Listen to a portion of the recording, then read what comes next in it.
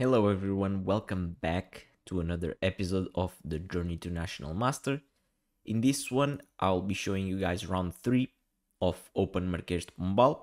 This round I got paired up against Beatriz Gonçalves.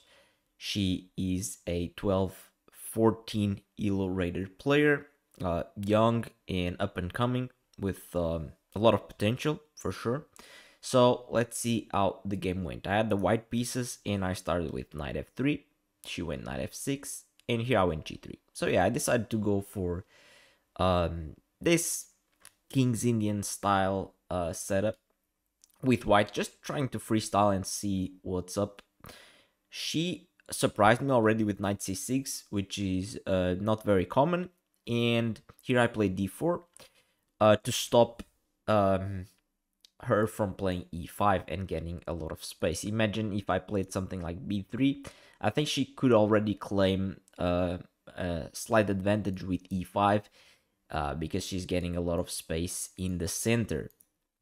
So yeah, I decided to play d4 to stop that. She went to d5, which also makes a lot of sense. Now here I played bishop g2. She went bishop f5, and here I went c3 just to stop ideas with knight b4. You know, if I castled here and she went knight b4, yeah, I didn't like this. That she could threaten to play knight c2. Maybe I would have to go like something like knight a3 to stop this, and I didn't really like this.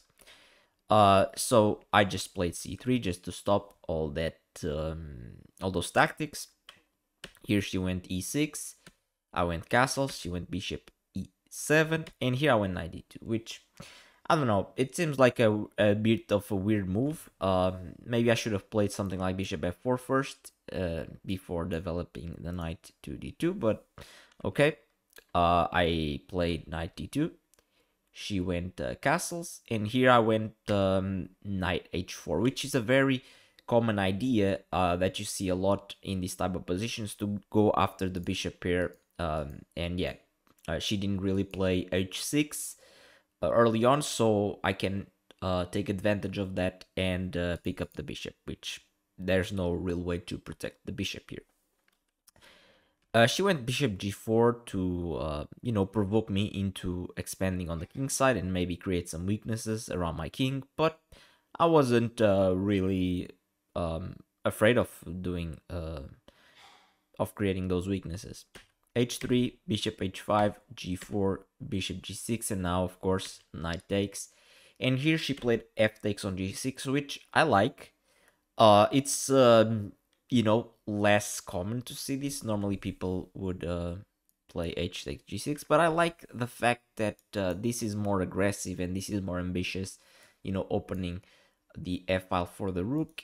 And the only drawback of this, okay, your structure gets broken here without the pawn on the f7 square, and this pawn on e6 can be a weakness in the future because it's a backward pawn.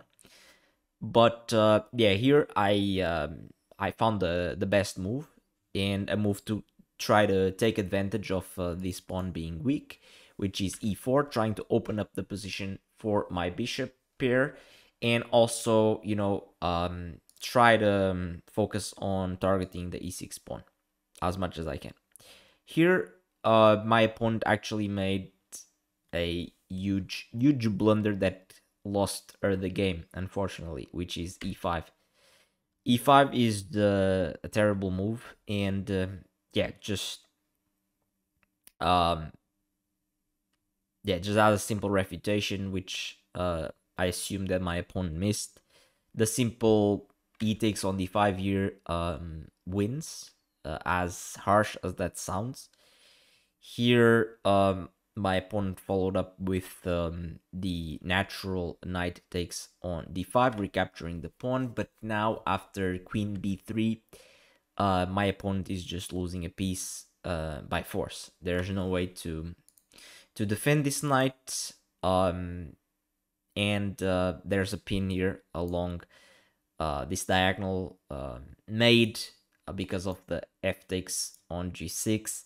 there's no way to defend this knight an extra time, so I just win a piece. I mean, I guess after e takes on d5, maybe like knight b8 would be better, I think, because it wouldn't lose a piece immediately. But after queen b3, I mean, this pawn is weak. I'm threatening already to play d6 to capture the bishop with a discovered check. Yeah, this is already lost. There's not much to say here because, yeah, the best move, king h8, queen takes on b7, and everything is falling apart.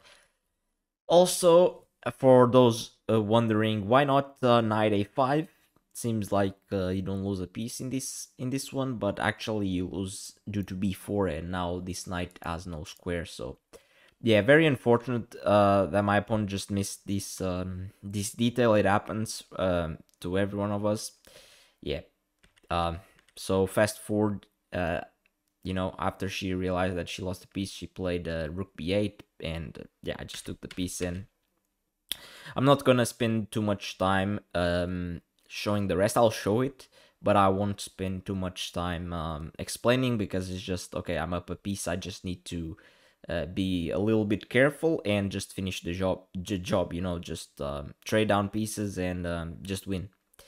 So yeah, I mean, fast forward, we simplified a lot. I made sure that I was focused on trying to trade pieces as much as I could. Expanding a little bit on the queen side, improving my pieces, starting to launch my pawns.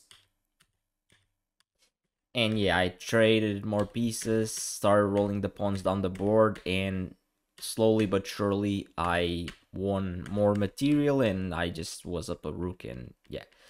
The rest was pretty basic, and at some point here, I don't know if I checkmated or if she resigned, but it was something like that. And we ended up actually getting a pretty comfortable and easy win, which rarely happens in my games. So I was very happy with this bounce back on the third round.